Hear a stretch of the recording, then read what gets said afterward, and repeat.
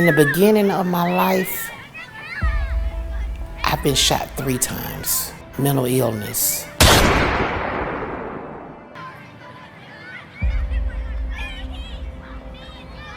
Drug addiction.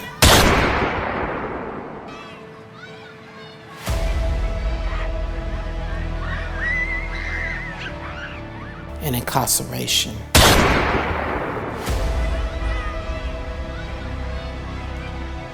The shots wasn't fatal, but I almost died.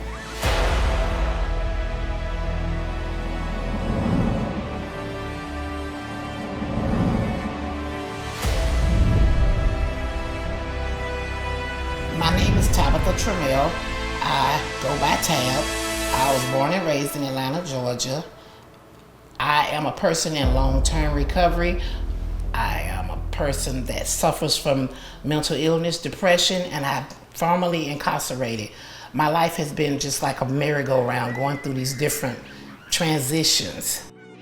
When I was growing up, I had a lot of responsibility on me. We come from a real strict religious family. The discipline was very hard, physical and mental.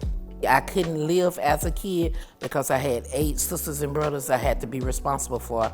Like I had to grow up real fast.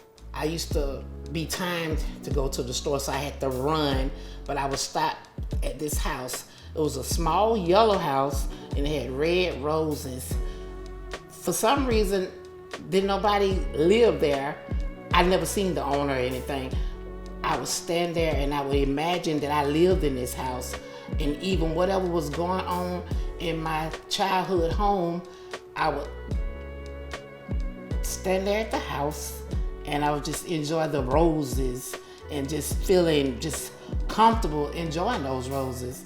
Then I would run on to the store, get the items for the house, and I would stop back and then I would say, bye house, because this is a house that I just loved and I just really found peace in this house because of a lot that I was going through as a child. And we was very poor. And like I say, I was different, which means I isolated. I didn't have any friends.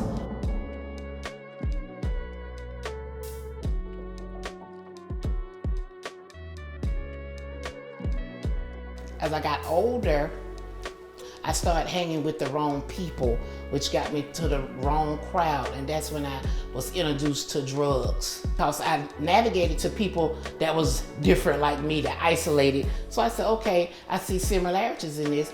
I'll go hang with him or her because the outcasts like me. And so when I started doing that, they had a different coping mechanism, and it was the drugs. When I was younger, 17 years old maybe, was the first arrest, and that's possession of marijuana. I didn't have a job. I was introduced into selling cocaine on a small petty level. I was selling cocaine in order to buy weed, but mind you, that's backwards because I was young. I didn't know no better then, but later on, when I specialized my craft, it went on to another level. I started selling on a high level. I became my best customer. My mental illness deteriorated really bad, and I was incarcerated. My last major arrest, I was arrested at a place on Fulton Industrial called the Executive Inn. I was the hotel manager.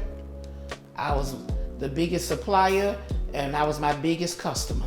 I played all parts in that situation. And when I was finally arrested, I went through diagnostics or whatever. I was in North Carolina at the time. One of the nurses told me, she said, she looked at your background and everything. She said, you graduated school and everything. She said, why do you keep committing these petty crimes or whatever? And that's when I had what they call a mental health evaluation.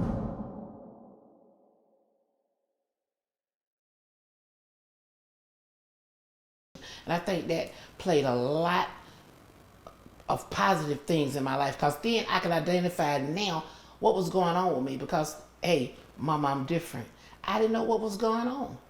So when I had my mental health evaluation and they got to those core questions, I found out what I needed to balance myself, my anxiety, my depression, and how to go and get into a drug addiction program.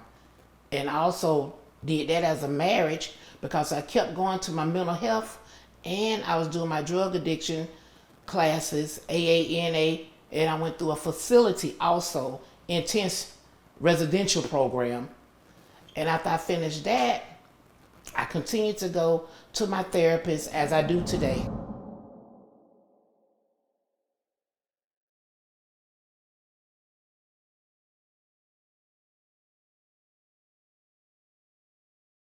I want to send this out to all the mothers.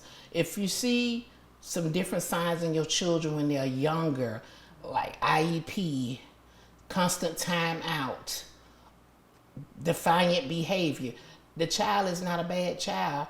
These are the manifestations, these are the behaviors.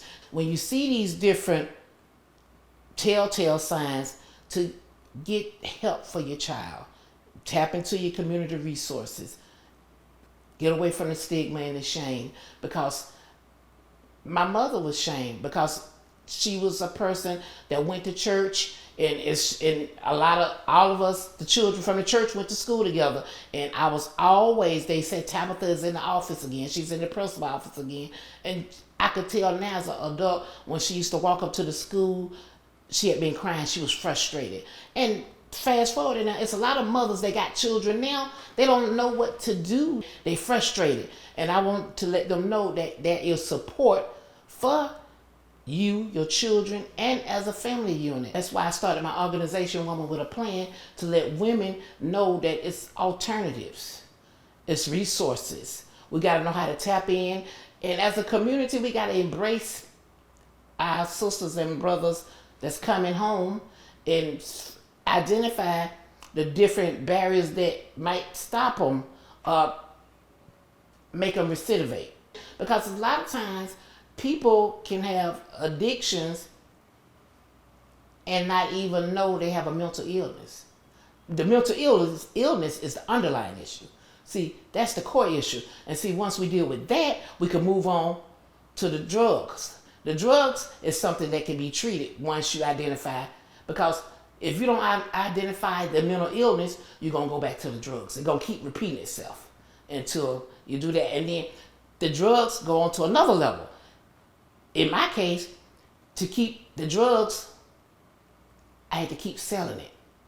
And then that made another strike come on me. So here you go, young woman, mental illness, undiagnosed, self-medication through drugs, constant in and out of jail, which made my record bad. I couldn't get housing because of all the arrests.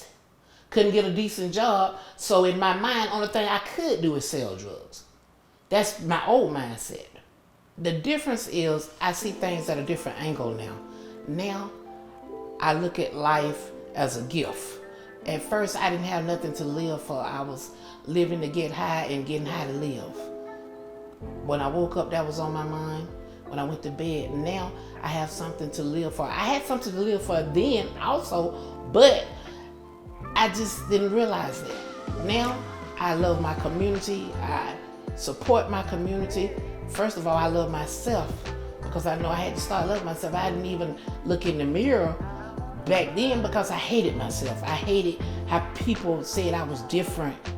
Not knowing now, I'm one of the smartest chicks in the room because I know who I am now. And that came from me getting that mental health evaluation,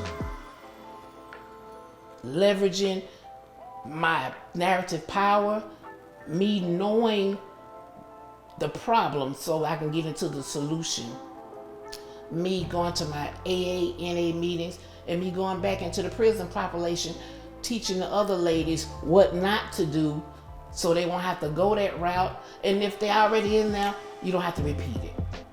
It's one-stop shop. This is how I live my life today. My closing motivation is a call to action, which is the reason I named this project Mama, I'm Different. I need all mothers to listen for things that are not being said verbally. That means watch the actions of your children.